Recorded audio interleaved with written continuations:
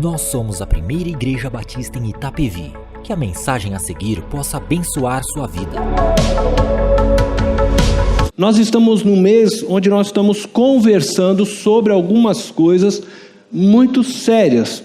Por isso que o tema deste mês é papo reto, diálogos polêmicos. No último domingo, nós falamos sobre racismo. Nós sabemos que estes assuntos, e hoje nós vamos tratar sobre pena de morte, são assuntos realmente polêmicos, que dividem-nos, até mesmo entre nós irmãos, entre nós igreja, e o meu objetivo tem sido trazer para vocês o que a Bíblia diz, e não o que eu, Cornélio, o que homens pensam. Mas eu tenho tentado realmente apresentar estes assuntos a partir da perspectiva bíblica. E é esse meu objetivo também nessa manhã, né? Esclarecer a posição bíblica sobre a pena de morte.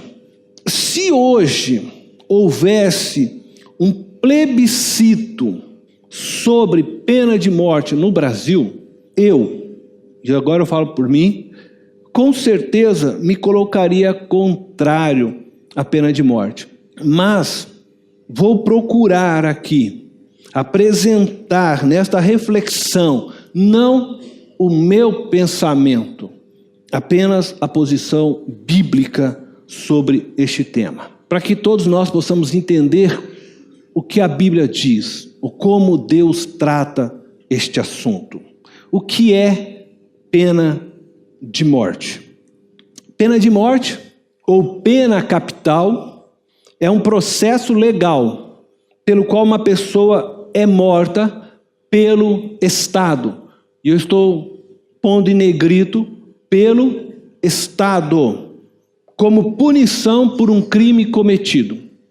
A decisão judicial que condena alguém à morte, ela é denominada sentença de morte, enquanto que o processo que leva à morte é denominado execução. Bom, então pena de morte é esse processo legal por qual uma pessoa, então, é condenada pelo Estado à morte. Agora, o que a Bíblia diz sobre pena de morte?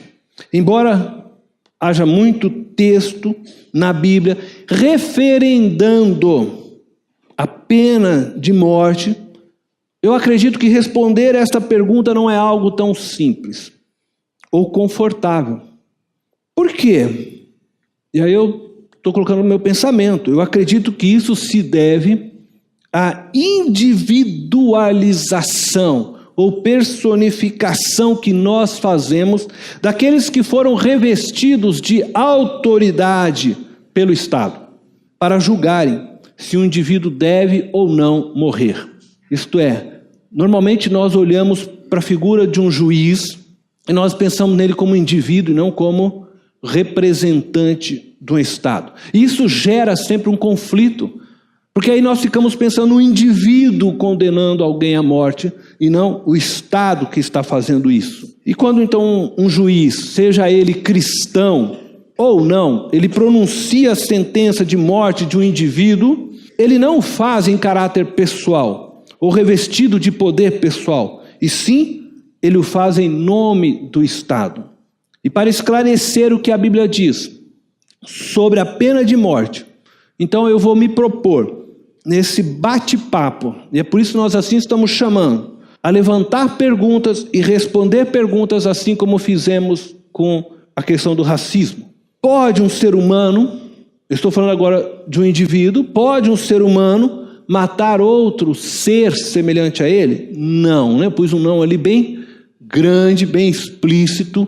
A Bíblia condena que um indivíduo, um ser humano, uma pessoa, ela vá e cometa um assassinato. Isto é, ela mate ou tire a vida de um outro. A Bíblia proíbe claramente. Êxodo capítulo 20, versículo 13, eu estou usando de referência para nós, diz: não matarás. Por que a Bíblia condena? Porque todo ser humano foi criado o quê? A imagem e semelhança de Deus. Todo ser humano é alvo do amor de Deus. Quando Cristo na cruz morreu, ele morreu por todo ser humano, e nós falamos isso no último domingo. Mateus capítulo 5, verso 21, 22 diz assim: vocês ouviram o que foi dito aos seus antepassados. Nós vimos que no Velho Testamento, Deus ordena não matarás. Jesus está trazendo essa agora lei, e aí ele diz assim: não matarás, e quem matar estará sujeito a julgamento. Daqui a pouco nós vamos ver isso. Mas eu, Jesus, está aí dizendo, lhes digo que qualquer que se irar contra o seu irmão estará sujeito a julgamento. Bom, segundo a lei de Moisés, você não poderia matar, tirar uma vida. Se alguém tirasse uma vida, essa vida seria então julgada. Nós vamos ver. E Jesus agora, ele está dizendo, vocês ouviram o que foi dito? Ele está se referindo à lei de Moisés. E aí ele diz, não matarás? Mas agora ele está ampliando isso. Veja, ele não está falando agora só de um aspecto físico. Ele diz, vocês ouviram, mas eu agora lhes digo. E para o povo judeu, isso era uma quase que vamos dizer assim, uma insulta, né? Porque afinal de contas, Jesus está dizendo nesse sentido ser maior do que Moisés. Afinal, Moisés havia trazido uma lei, só que agora ele está se colocando como assim, agora eu lhes digo, eu lhes estou trazendo algo maior, porque eu sou maior do que Moisés. E o povo judeu, cada vez que ouvia isso, eles entendiam isso. Às vezes nós lemos e não percebemos, mas essa afirmação de Jesus, todas as vezes que ele o faz, ele se coloca acima agora da própria lei, ele se coloca acima de Moisés, e ele então traz uma nova compreensão para aquilo que havia sido dado por Moisés. Então ele diz, eu lhes digo que qualquer que se irá contra seu irmão estará sujeito a julgamento. Também, qualquer que disser a seu irmão racá, essa palavra significa desprezível, insignificante, será levado ao tribunal. E qualquer que disser louco, corre o risco de ir para o fogo do inferno.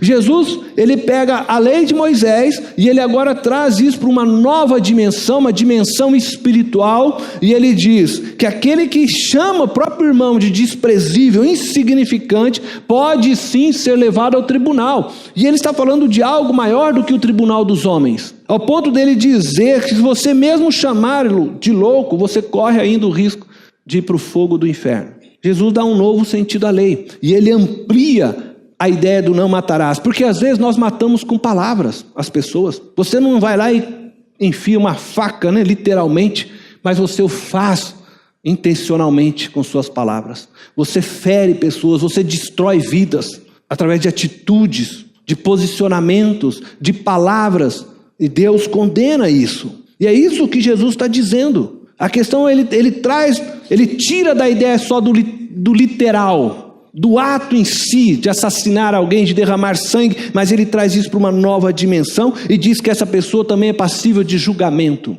assim como na lei antiga. Bom, eu vou levantar então uma nova pergunta. A pena de morte, ela é aprovada no Antigo Testamento? Nós vamos encontrar diversos textos no Antigo Testamento. Eu peguei só alguns textos para nós mostrarmos isso. Mas a pena de morte, ela era aplicada no Antigo Testamento. E por que? Talvez você possa se perguntar, né? Por que Deus fez com que a pena de morte viesse a ser uma realidade no Antigo Testamento? Por Deus amar demais o ser humano. Sabe, nós temos uma tendência de olhar para a pena de morte como algo assim, contrário ao amor. Mas pelo contrário, a pena de morte, ela tinha o fim de proibir, coibir aquele que tinha um desejo no seu coração de tirar a vida do outro. Porque ele sabia que ao fazê-lo, ele também seria julgado e poderia sofrer a mesma pena que ele havia dado àquela pessoa, ou que ele tinha a intenção de fazer. Isto é, se houvesse no meu coração uma amargura, um desejo de tirar a vida de alguém, por achar que ela me roubou, por ter feito mal contra mim, eu também seria depois julgado e saberia que eu poderia correr o risco de perder a minha própria vida. Dessa forma, a pena de morte, ela vem para impedir que um outro retire a sua própria vida.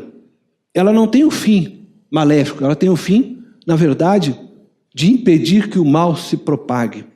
E aquele que desobedecesse a essa ordem pagaria com o que lhe é mais precioso. E o que é mais precioso para nós, seres humanos? Não são nossos bens e riquezas, mas a vida. Por isso, Êxodo capítulo 21, 12 diz: quem ferir um homem, vindo a matá-lo, terá que ser executado. Levítico capítulo 24, verso 17: se alguém ferir uma pessoa a ponto de matá-la, terá que ser executado. No Antigo Testamento, a pena capital não era um assunto discutido. Ela foi dada e compreendiam que tinha sido dada por Deus através de Moisés. Era um fato da vida, como a gente leu no texto de Êxodo e Levítico. A pena de morte ela foi imposta então pelo próprio Deus, visando salvar vidas. E ela foi dada então com o fim, como eu disse, de coibir o ser humano, de tirar uma vida. Aí eu levanto então uma outra pergunta. Mas a pena de morte, ela era aceita somente no Antigo Testamento? Pastor, a pena de morte no Novo Testamento. No Novo Testamento, quem decidia sobre aplicar a pena de morte era o governo romano. Porque quando nós lemos o Novo Testamento, Israel está sob o domínio do governo romano. Quem comanda agora Israel é o governo romano. Embora no tempo de Jesus a lei de Moisés continuava, eles, judeus, não podiam exercer a lei sem que Roma autorizasse eles a fazê-los. Por isso que quando aquela mulher é pega em flagrante adultério, é levada até Jesus e eles dizem assim: a lei manda que a gente dê a ela pena de morte, apedrejá-la. Moisés diz isso, e você? Ele não podia também concordar com aquilo, sem que Roma também intervisse nisso. Assim como eles queriam matar Jesus, eles precisaram pedir permissão de Roma, porque a lei romana prevalecia sobre a lei judaica. Eles estavam sujeitos a essas leis. E se eles fizessem algo e Roma não gostasse do que eles fizessem, Roma poderia julgar também esses sacerdotes. Eu tirei aqui um texto da narrativa da crucificação, para mostrar para vocês que quem comandava e quem tinha autoridade era Roma. Os judeus tinham leis, mas não podiam agir segundo a sua lei nesse tempo. Em João capítulo 19, versos 7 a 10, o texto diz assim: os judeus insistiram, temos uma lei, nós temos uma lei, e de acordo com essa lei, ele deve morrer, porque se declarou filho de Deus. Eles estão falando a Pilatos, ele precisa morrer, a nossa lei diz, mas eles não podiam fazer isso sem a ordem de Roma. Ao ouvir isso, Pilatos ficou ainda mais amedrontado. E aí ele olhou para Jesus, e voltou para dentro do palácio, então perguntou a Jesus: de onde você vem? Mas Jesus não lhe deu resposta.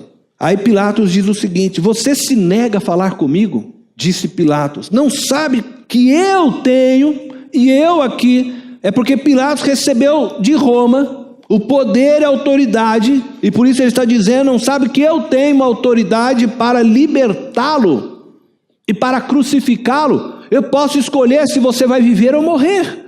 Me foi dado este poder por César. O governador Pilatos admitiu que Jesus não tinha feito nada que merecia a morte. Ele reconheceu isso. E por isso ele estava amedrontado. Ele estava preocupado. Ele estava com receio de matar o inocente. E ele queria ouvir de Jesus que falasse que ele era inocente, para que ele pudesse tomar uma iniciativa. Mas Jesus se cala. Jesus se cala. E ele diz: eu tenho autoridade sobre você. Outro texto, Jesus diz: a autoridade você tem porque meu pai lhe deu.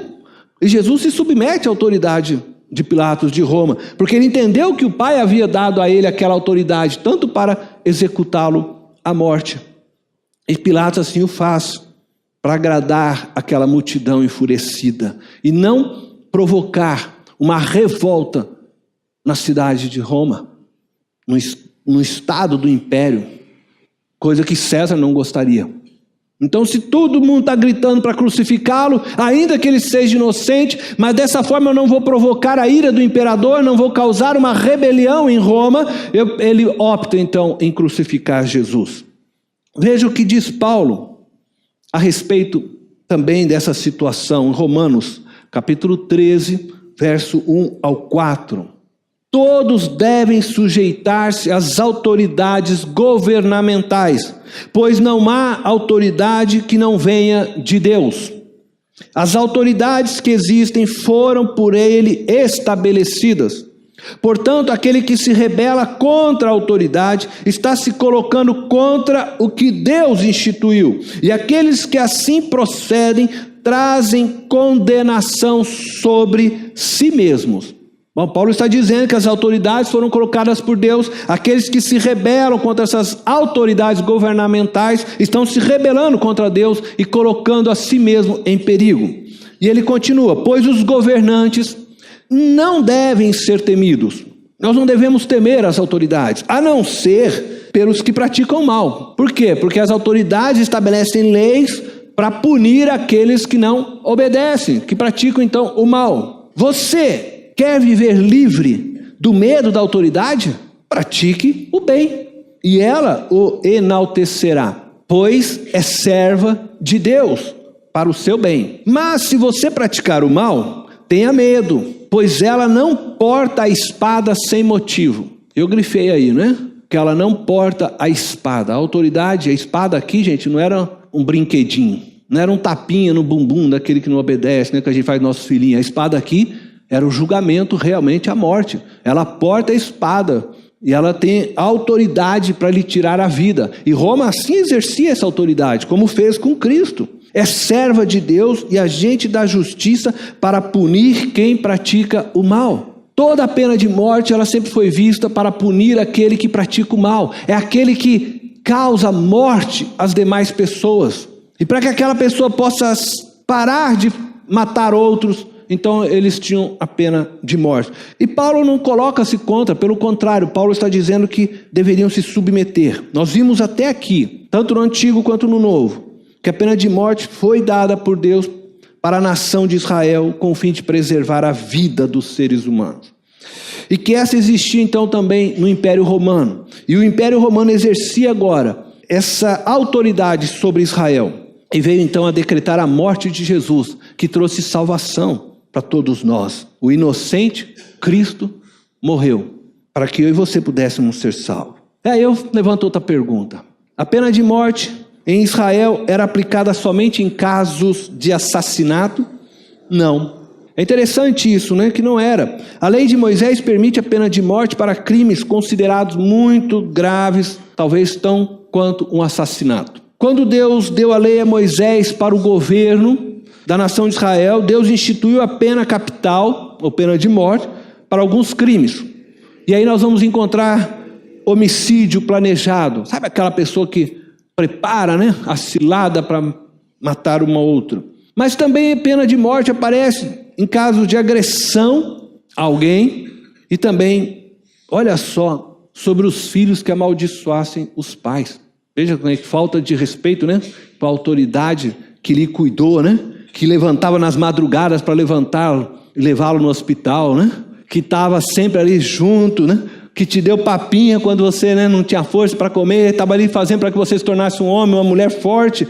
E aí depois os filhos se rebelam contra os pais, se amaldiçoam. A Bíblia condenava esses filhos à pena de morte. Sequestros, feitiçarias, idolatrias, tudo isso era considerado suficiente para uma pena de morte. Êxodo capítulo 21, verso 14 a 16 diz: mas se alguém tiver planejado matar outro deliberadamente, tire-o até mesmo do meu altar e mate-o. Veja que Deus diz, como é forte, né? Se alguém tiver planejado matar outro, tire-o do meu altar e mate-o.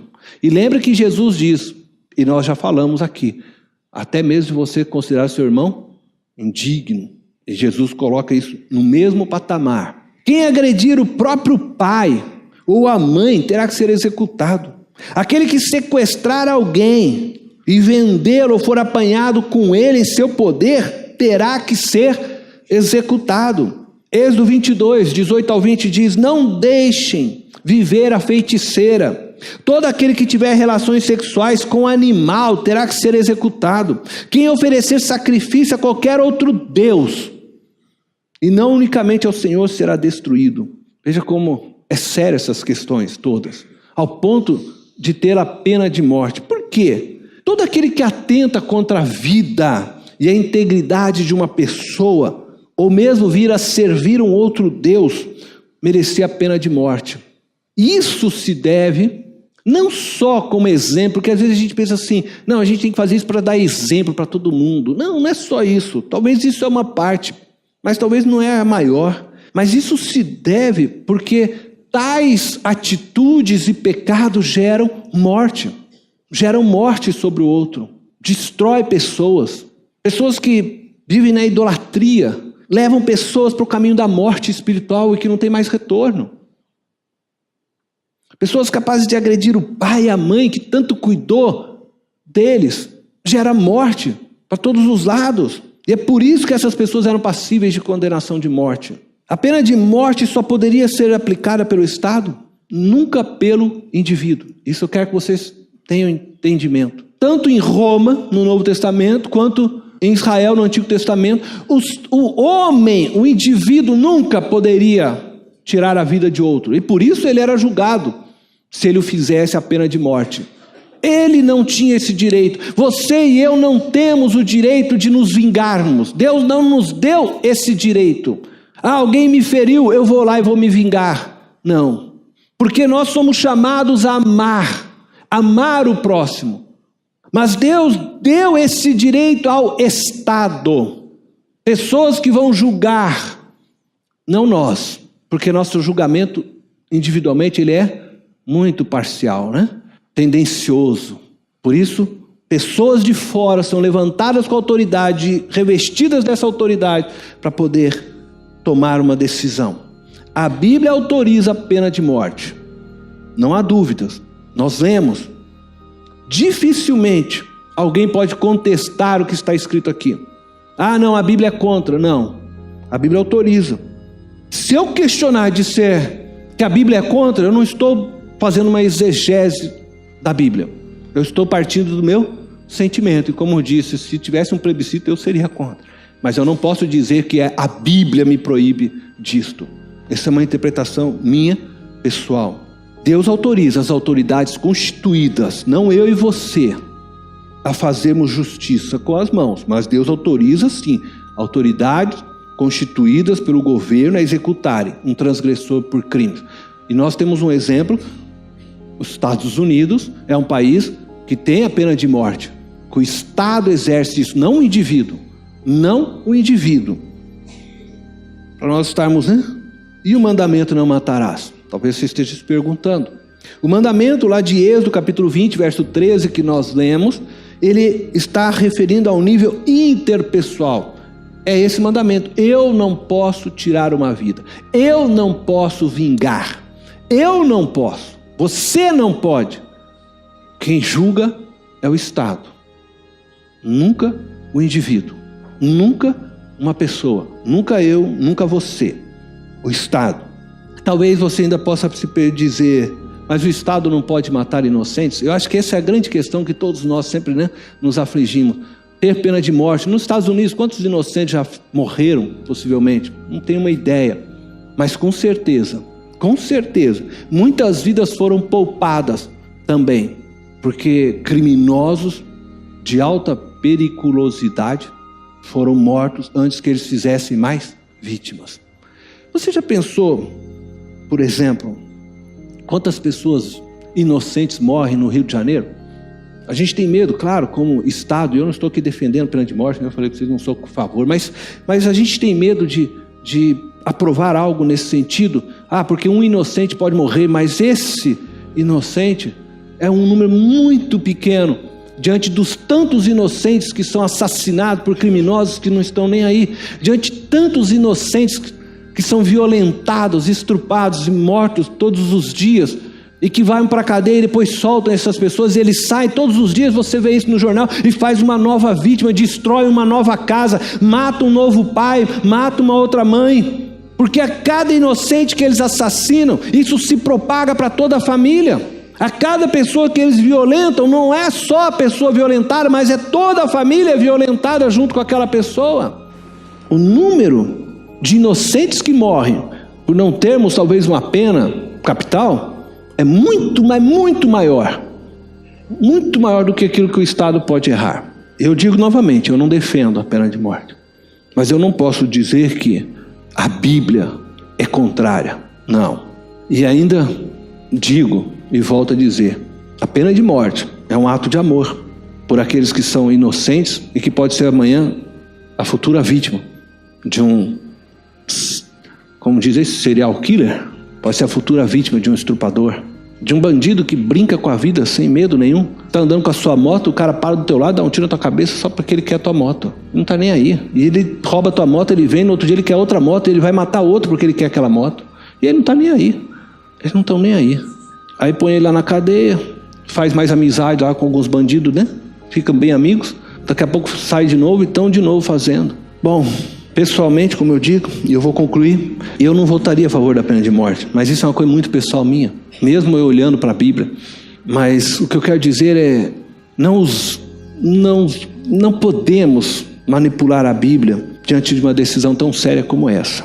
Cada pessoa é livre para ter sua opinião, e nós devemos respeitar, se é a favor ou não, porque a Bíblia dá margem, sim, e a Bíblia apoia a vida, sempre a vida. E se uma vida é destruidora de vida, a Bíblia condena essa pessoa à morte. Porque a vida é muito preciosa para Deus, muito preciosa, para que seja destruída por pessoas que não valorizam a vida. É isso que a Bíblia ensina. Feche os teus olhos. Eu quero orar para que Deus possa mover seu coração, a fim de que você possa verdadeiramente entender o valor da vida, acima de qualquer coisa. Porque o que eu quero, acima disso tudo, é que a gente entenda quanto a vida é preciosa para Deus e quanto Deus se preocupou em criar regras, leis para a vida ser preservada. Mas que uma regra, uma lei, ela nunca pode ser a base para a nossa vida, para nossas decisões éticas, morais. Mas pelo contrário, o amor e a vida. Preservar vidas é o desejo de Deus. Pai amado e eterno, nós queremos te agradecer nessa manhã pela oportunidade de lermos tua palavra, de aprendermos mais a tua palavra. E sei que esse assunto é tão polêmico, tão difícil de falar, mas eu sei que quando o Senhor criou o homem, o Senhor criou o homem para a vida, e que o Senhor nunca apoiou, desde Abel e Caim, da história do primeiro homicídio, o Senhor nunca apoiou que alguém tirasse a vida de outro, de forma que a lei foi criada com esse fim de coibir, de impedir que um ser humano tirasse a vida de um outro. E que nós possamos entender isso, Deus. E quando o Senhor vem em Jesus, o Senhor diz, olha, Moisés disse, não matarás, pois eu lhes digo agora, o Senhor diz. E o Senhor traz uma nova interpretação. E o Senhor nos mostra que às vezes nós cometemos o mesmo erro, não literalmente cravando uma faca no coração de alguém, não dando um tiro, mas nós tantas vezes com palavras destruímos vidas, com escolhas, atitudes, pensando tantas vezes em sermos tão justos, tão corretos, mas diz a tua própria palavra que nós não devemos ser demasiadamente justos, porque quando nós queremos ser tão perfeito e justo, nós acabamos ferindo e matando pessoas. E nós queremos, Deus, poder termos a sensibilidade de discernir isso. Nós queremos sempre tomar escolhas e caminhos que promovam a vida, que promovam a cura, que promovam a restauração, que promovam conserto, que nos aproxime, que nos faça amar, que nos faça manifestar o teu amor e tua graça. É por isso, Senhor, que pessoalmente eu nunca fui a favor da pena de morte, embora eu sei que biblicamente eu poderia. Mas é porque no meu coração sempre eu tenho a esperança de que a vida possa florescer aonde há morte, Senhor. De que a ressurreição possa surgir aonde já não há esperança de vida. E a minha oração, Deus, é que assim seja em cada um de nós. Que nós sejamos homens e mulheres de esperança, homens e mulheres decididos a investir em vidas. Sejamos instrumento para a ressurreição de outros, para a cura. Em nome de Jesus, Senhor. Em teu nome santo que eu oro, Deus. Amém. Esta foi mais uma mensagem especial da Primeira Igreja Batista em Itapevi. Que Deus te abençoe.